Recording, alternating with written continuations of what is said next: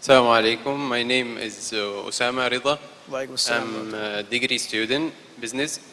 Just my question is about Salah. You've mentioned and give us knowledge about Zakah and how it benefit our society. So what about Salah? Why we should gather in the mosque? What is the benefit of it for the community and the society? Thank you. Brother asked the question that in my lecture I gave the example of zakat. What about salah? What is the benefit of salah? Why should you go to the mosque and have a congregation and gathering? Brother, I've given a full lecture on salah, the programming towards righteousness. It's for about 1.5. I don't intend doing that. You cannot cover all the points in one lecture. Salah is the second pillar of Islam. After Tawheed, believing in Allah, that there's no one except Allah subhanahu wa ta'ala worthy of worship, and Muhammad sallallahu alaihi wasallam messenger. The second is salah. Our beloved Prophet Muhammad sallallahu alaihi wasallam said, the first deed that will be asked you on the day of judgment is about your salah. And according to Imam al-Bahabi, not praying falls as the fourth major sin in Islam. Number 1 is shirk. Second is murder. Third is black magic. Fourth is foregoing salah. It is the fourth major sin in Islam. And our beloved Prophet Muhammad said, mentioned in Sahih Bukhari, volume 1 in the book of Salah, that if you pray in Jama'ah, you get 25 times, 27 times more sawab. So praying in Jama'ah is 25 to 27 times better congregation. And there are several hadith of our beloved Prophet Muhammad. There are hadith of Prophet Muhammad, it's mentioned in Sahih Bukhari, volume 1 in the book of Salah, that the Prophet said that people do not come to the mosque for the Jummah Salah. He felt like telling one of the Sahaba to lead the Salah so that he would go and burn the houses of those people who did not come for the Jummah Salah. There's another hadith in which the Prophet Muhammad said. So based on the scholars, praying Jummah Salah is fard. And if you do it for 3 times without reason, Allah blocks your heart.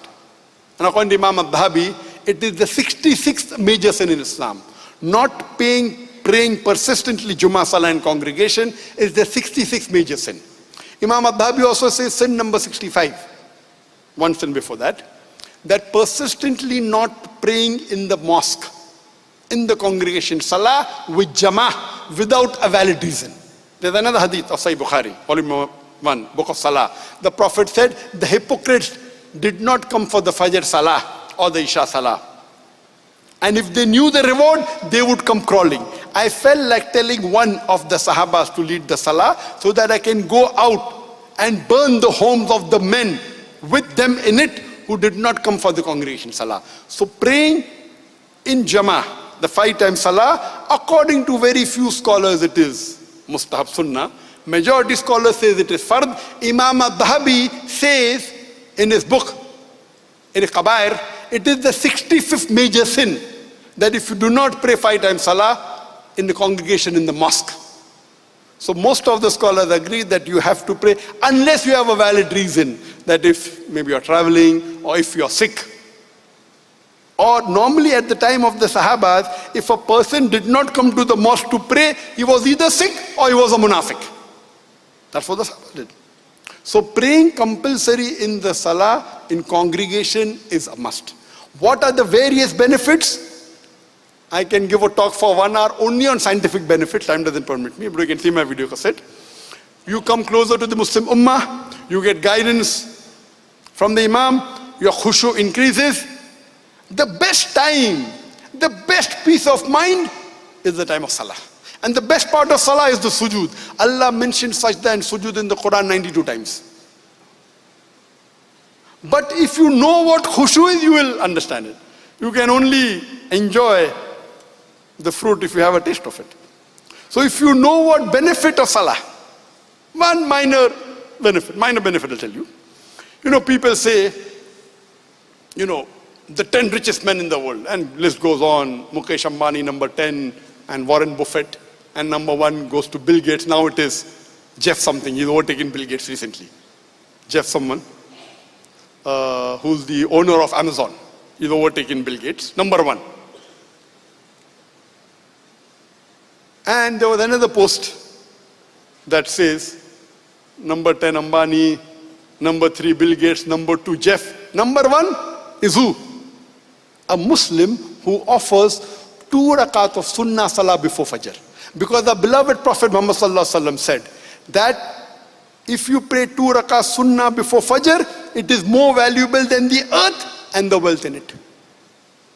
So if you have a Muslim, you understand that, you will know the reward of that. It is a Sunnah Salah.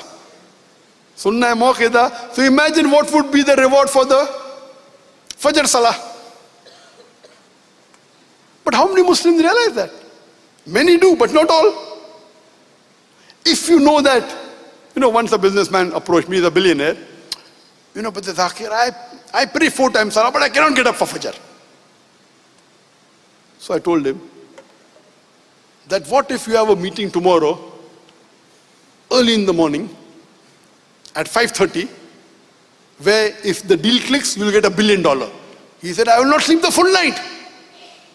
So I told him, the Sunnah Salah of the Fajr is more valuable than the world and the wealth in it.